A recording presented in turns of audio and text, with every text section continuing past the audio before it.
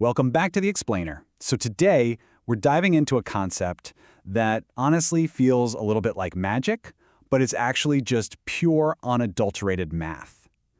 We're looking at the exact mechanisms the ultra-wealthy use to multiply their net worth. Let's see what the data actually tells us. The source material really hits the nail on the head right out of the gate. Imagine investing just a small amount every month and ending up with hundreds of thousands or even millions of dollars. It sounds unbelievable, but it's one of the most powerful forces in finance. And, reading that captures this fascinating shift in mindset. It makes you realize that your biggest worry shouldn't necessarily be running out of money. It might actually just be running out of time. Okay, let's jump right in. Here's our roadmap to prove this out. We'll cover the magic of compounding, simple versus compound interest, the sheer power of time, managing investment risk, and why consistency wins the game. Section 1. The magic of compounding, or the snowball effect. Picture yourself standing at the top of a giant snow-covered hill. You pack a tiny little snowball in your hands, and you just give it a push.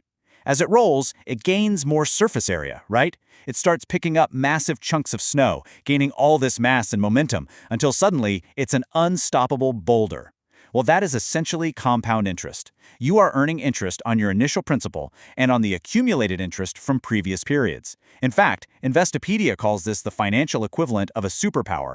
Your money makes money, and then that new money goes out and works hard to make even more money for you. Moving on to Section 2, simple versus compound interest, the real difference. To really appreciate the compounding part, we kind of have to compare the two main approaches to saving. So, simple interest follows a very predictable linear path. Say you invest $100 and earn 5% a year. You get $5 every single year. Forever. It's just a straight, flat line.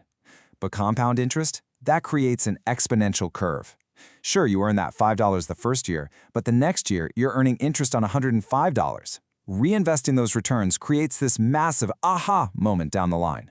And the visual proof here is just absolutely staggering. Look at this gap at year 30. By year 30, the distance between simple and compound interest is towering. At a certain point, the interest you've earned completely eclipses the actual cash you initially contributed. It perfectly illustrates how compounding drastically outpaces basic saving. All right, Section 3, the power of time, your greatest asset. You hear folks constantly stressing out about trying to time the market. But the data from resources like investor.gov shows that time in the market is way more crucial. And this number right here, 72, really stood out in the source material as to why. It is the absolute key to a legendary mental math trick called the Rule of 72. It's used to calculate exactly how fast your money is going to double based on your rate of return. Here's how it actually works. You just take the number 72 and divide it by your annual interest rate. So if you're getting a conservative 4% return, it takes about 18 years for your wealth to double. Now bump that up to the historical stock market average of around 7%, and your money doubles in just over 10 years. But if you can hit a 10% return, wow, your money is doubling every 7.2 years. It's super fascinating to see how these drastically different rates of return completely alter your wealth-building timeline. Now, plotting this out on a timeline reveals something pretty amazing. In year 1, you're just starting out, and honestly, it feels painfully slow. But by year 10, the momentum is really building, and at year 20, that curve is noticeably steepening. But just look at year 40. That exponential, massive growth proves exactly why taking early action, even if it's just with small amounts, is absolutely essential. Waiting 10 years to start doesn't just mean you're missing out on the tiny growth from year 1. It literally means you're missing out on the explosive, massive growth at year 40. Which brings us to Section 4, managing investment risk, or weathering the storm. Because look, as incredible as compound interest is, the reality is that markets fluctuate. They just do. J.L. Collins outlines a really fantastic survival guide for this in The Simple Path to Wealth. First off, diversify your portfolio. Second, embrace market fluctuations. You have to understand that the market dipping is a feature, not a bug.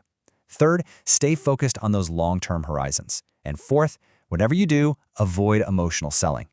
Managing risk turns out to be just as much a psychological endurance test as it is a math problem. Because diversification really is the key to managing that risk while staying invested for the long haul. Spreading your investments across different sectors helps smooth out those inevitable bumps. And this matters deeply for compound interest. Because panicking and selling during a market dip, well, that interrupts the compounding process entirely. It essentially takes that giant snowball we talked about earlier and drops it right back at the top of the hill to start all over again. And finally, Section 5. Consistency wins the game. The psychology of wealth.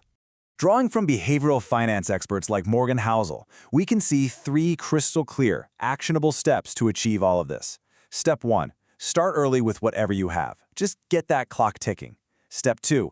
Automate your monthly investments. Just take human error completely out of the equation. And Step 3. Never interrupt compounding unnecessarily. Doing the right thing once is easy, sure, but patience and consistency are the specific behaviors that actually build that exponential growth over decades. When you break down the illustrative factors for building lasting wealth, this blew my mind. The initial principle, like the money you actually start with, is only about 15% of the equation. The rate of return is about 25%, but a whopping 60% of the entire wealth-building pie comes entirely from time and consistency. Your behavior and your patience far, far outweigh your starting capital. Compound interest rewards time more than timing. The earlier you begin investing consistently, the more opportunity your money has to grow. I mean, time really is the true hero of this entire financial journey. You don't have to be some Wall Street genius to build wealth. You just have to be consistently patient. So I'll leave you with this one final thought to ponder today. Are you ready to let time do the heavy lifting? The math is completely proven, the blueprint is clear, and the snowball is literally just waiting for a push. Thanks so much for joining me on this explainer, and I will catch you next time.